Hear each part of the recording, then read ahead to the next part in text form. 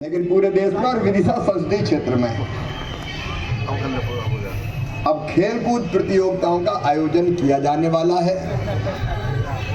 सांसद खेल महोत्सव होगा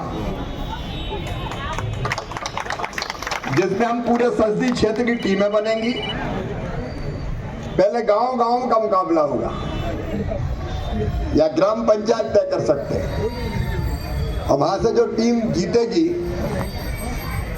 वो तहसील में और वहां से जो जीतेगी वो जिले में खेलेगी और जिले में जो टीम जीतेगी उसमें फिर विधानसभा में 8 विधानसभा की 8 टीमें आएंगी क्वार्टर फाइनल में। फिर क्वार्टर फाइनल के बाद सेमीफाइनल होगा और फिर फाइनल होगा। और ये जो प्रतियोगिता होगी एक तो क्रिकेट की, एक कबड्डी की, एक खो खो की और काय की होना चाहिए।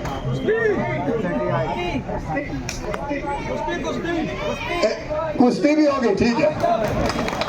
अब 4 करके देखते हैं अपन, ठीक है। लेकिन कुश्ती में कितनी टीमें निकलेगी अपनी, है बहुत सी, ठीक है। कुश्ती का एक बार में पहले ये 4 करते हैं तो वॉलीबॉल का अलग से देखते हैं क्योंकि एक साथ फिर मैनेज करना भी कठिन हो जाएगा, है ना। तो फिर वॉलीबॉल का अलग से देखेंगे। तो होना चाहिए कि नहीं खेल प्रतियोगिता, होना चाहिए। तो बोलो भारत माता की। और उसका शुभारंभ कर रहे हैं कि चलो आज साइकिल चलाएं फिट रहने के लिए। मेजर ध्यानचंद जी हमारे गौरव रहे, हॉकी के जादूगर।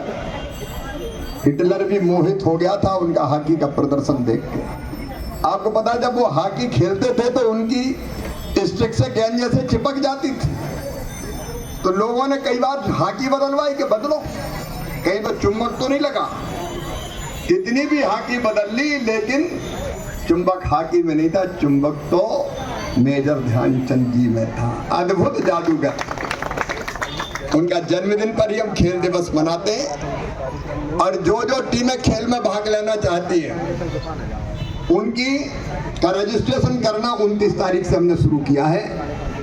20 सितंबर तक रजिस्ट्रेशन होगा। जो जो टीमें मैदान में आएंगी फिर उनके बीच अक्टूबर के महीने में, क्योंकि तब तक बारिश खत्म हो जाएगी, मैदान ठीक करना पड़ेगा, तैयारी करनी पड़ेगी, तो दिवाली के तत्काल बाद यही ठीक रहेगा ना। खेल प्रतियोगिताएं शुरू हो जाएंगी और खेलेगा विदिशा, खेलेगा भारत, आगे बढ़ेगा हमारा देश। आज जो साइकिल यात्रा पर निकल रहे हैं उन सबको भी बधाई। बहुत देर हो गई, ज्यादा बात नहीं करूंगा। किसान भाइयों, जिनके खेत में गलत दवाई डलने से फसल जिनकी जल गई थी, उस फैक्ट्री का लाइसेंस निरस्त कर दिया गया है। फैक्ट्री भी अभी पर एकड़ 10,000 रुपया मुआवजा देगी और भी जो जरूरी है सब कदम उठाए जाएंगे। आप सबको शुभकामनाएं। एक बार फिर मेजर ध्यानचंद जी के चरणों में बहुत बहुत प्रणाम। जिला प्रशासन को भी मैं बधाई देता हूं। इन प्रतियोगिताओं का आयोजन आइडियली होना चाहिए अपने, उसकी हम लोग कोशिश करें।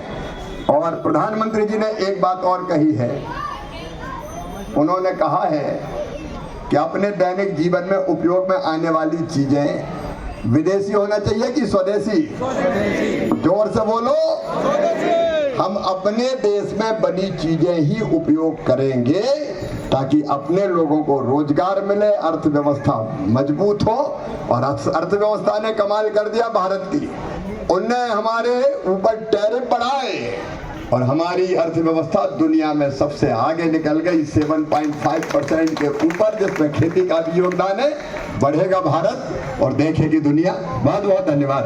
अच्छा, ये शपथ दिलाना है, एक शपथ और लेना है, फिटनेस के लिए है ये। आप सभी सीधा हाथ अपना आगे करेंगे और नेतागण भी ले लो रे भैया।